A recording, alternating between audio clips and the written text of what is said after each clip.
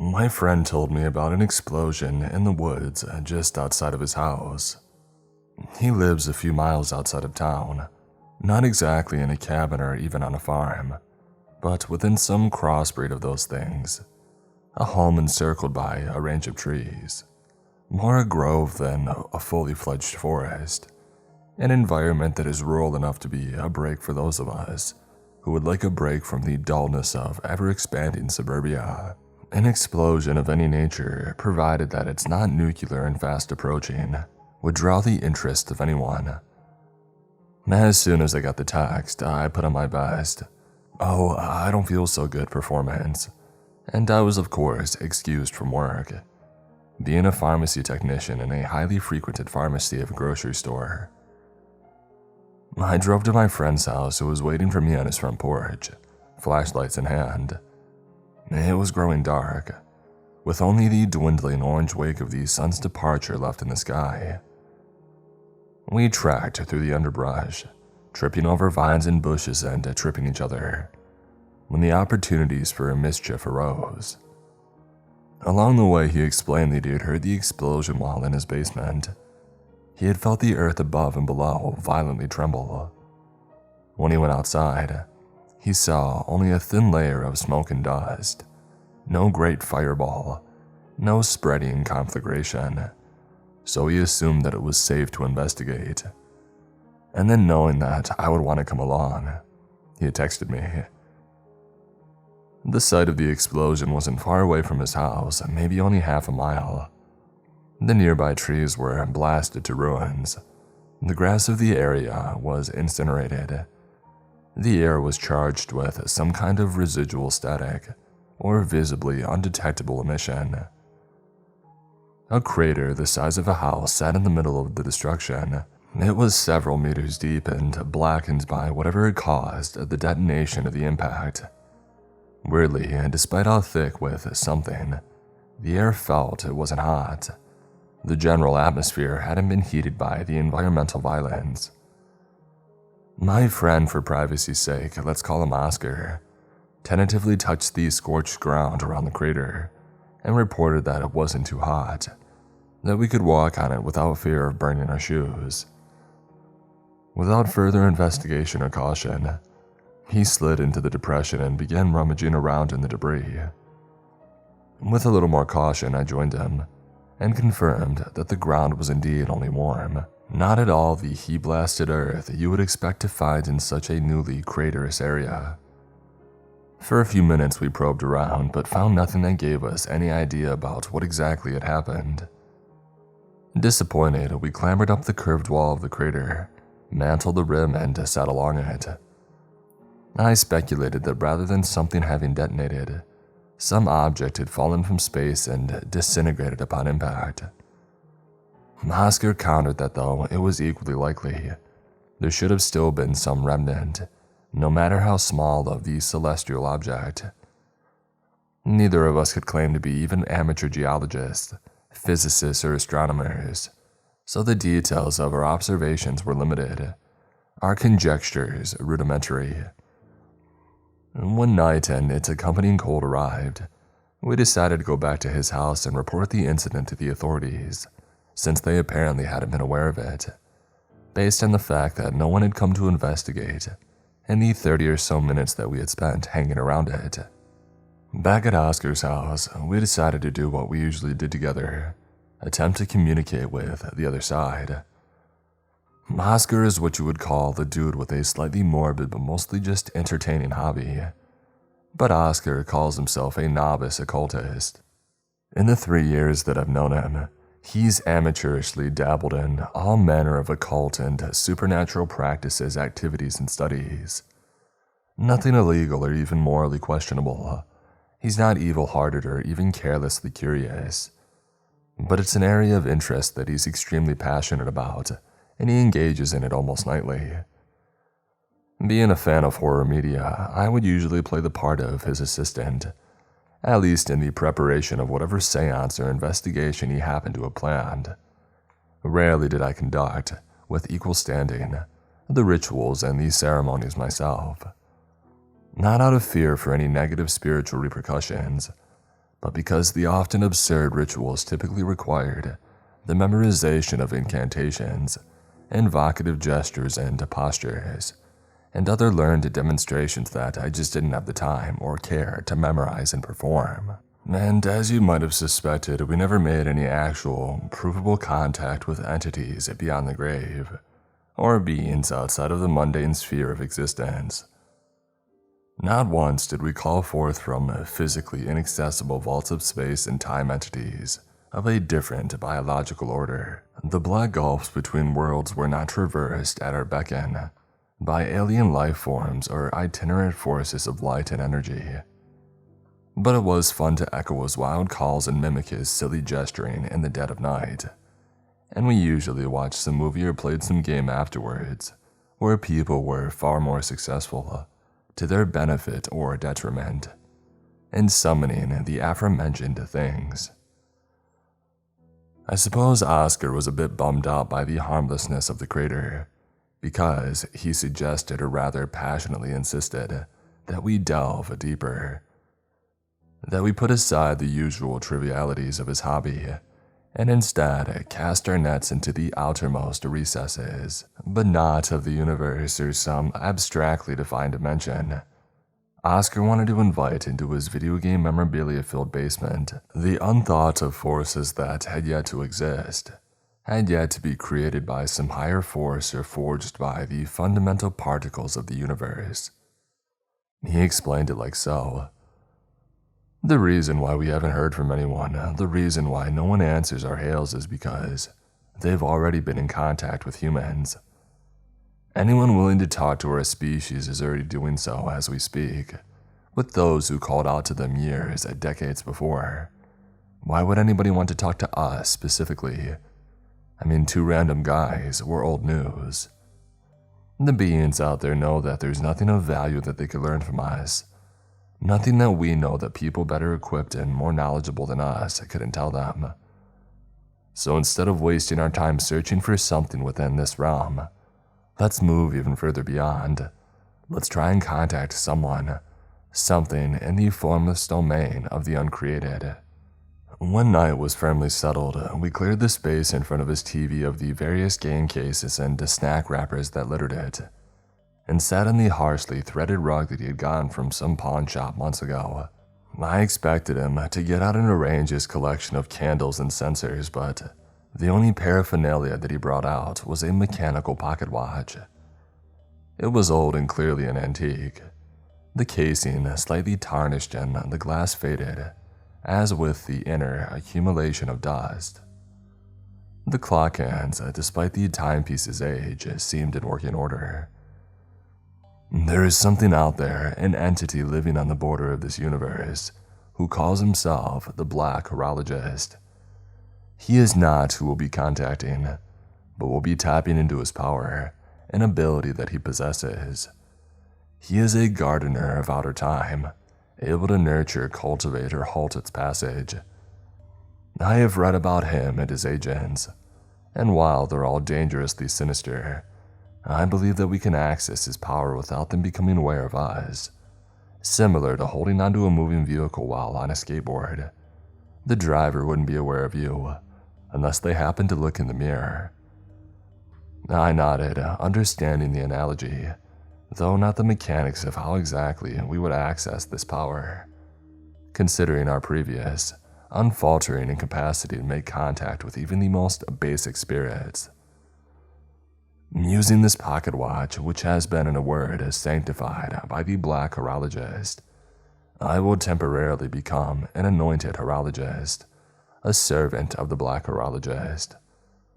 Once having that status, I will project myself forward in time until I outpace even that ultra-elemental phenomenon, and I reach the domain of the uncreated, who, by virtue of their non-existence, know all that was, is, and will be. I will converse with them and learn of all things, and then I will recall my spirit to my body and share the unreal knowledge with you. Together, we will finally be acclaimed investigators of not just the paranormal, but the paratemporal as well. My responses to these grand and cosmically dramatic proclamations were sufficient enough to amicably goad him along, without seeming mocking or insincere. I had absolutely no belief in the plausibility of this latest conjecture, and assumed that the pocket watch had been his grandfather's, from whom he had inherited in the house, and that the black horologist might even have been a reference to the old man himself. But still, I was excited, if only to see a new performance from Oscar, who always utilized the full extent of his theater kid upbringing. I had anticipated just how he had planned to use the pocket watch, though.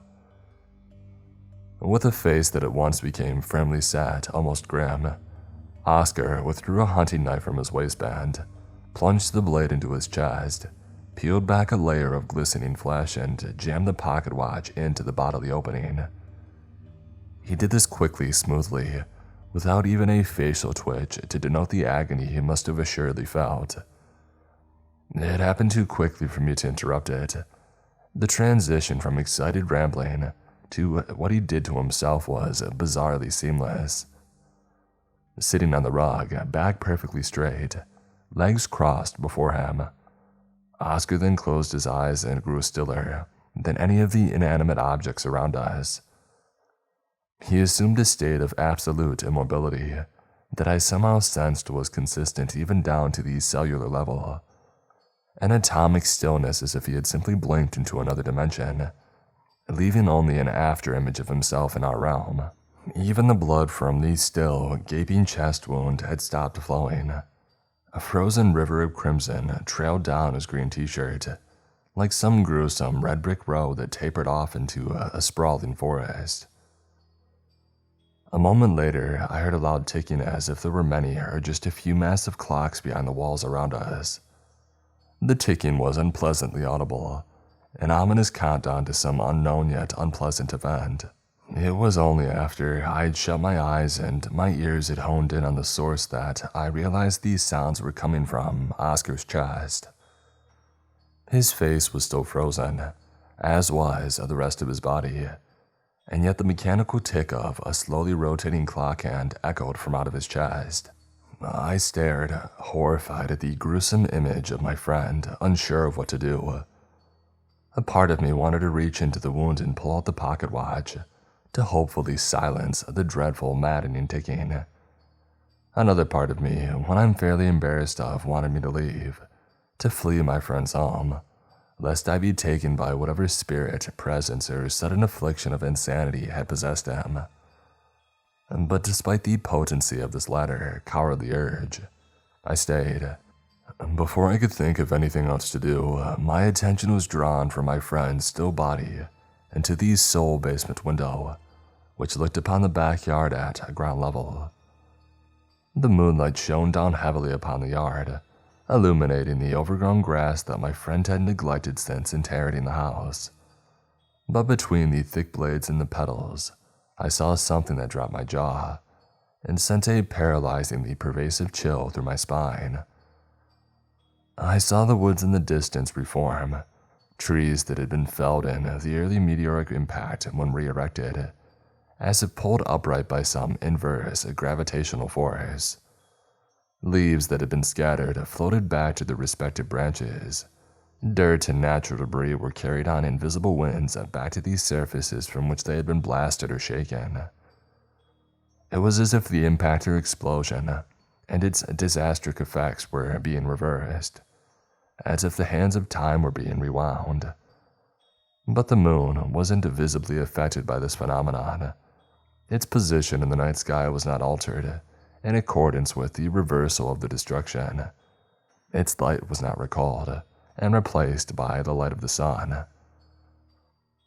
In what couldn't have been more than a minute, the words beyond Oscar's house were restored to the state that they had been in earlier that day, prior to the impact by that strange and unwitnessed celestial object.